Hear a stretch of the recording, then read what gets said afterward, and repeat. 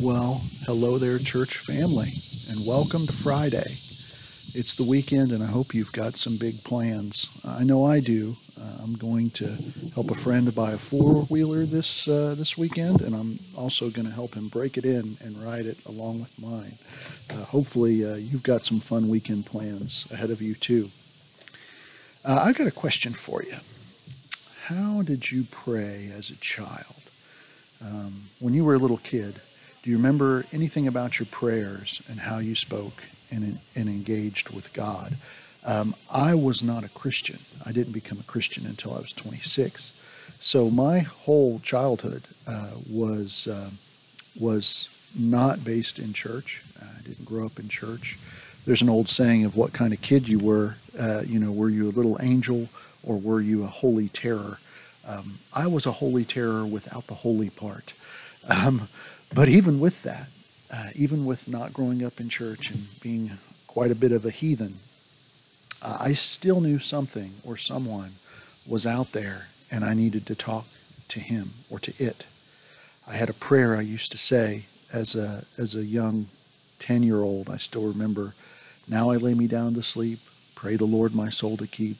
If I die before I wake, pray the Lord my soul to take.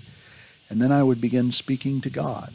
And sometimes I would run out of things to say, and I would ask him to send an angel down to sit with me so I didn't waste his time while I thought of things because he was so busy. And that the angel could take notes and then get back with him. But I definitely remember as a child saying those prayers, and my prayers have changed a lot, I think, since then. But the spirit of that prayer needs to be still captured. In Matthew 18, verses 2 through 5, Jesus said this. Jesus called a little child to him and put the child among them. Then he said, I tell you the truth, unless you turn from your sins and become like little children, you will never get into the kingdom of heaven. So anyone who becomes as humble as this little child is the greatest in the kingdom of heaven, and anyone who welcomes a little child like this on my behalf is welcoming me. Our prayers need to be said as much as we can in that childlike faith. And, prayers get answered always. Sometimes it's not a positive answer, but God always answers our prayer. And, along with that, prayer changes things.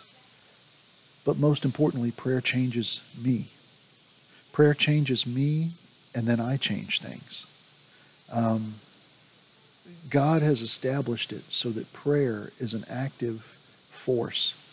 And yes, you pray that this goes away or that goes away or you can overcome this or that. But whether that answer is positive or negative, the prayer is still answered.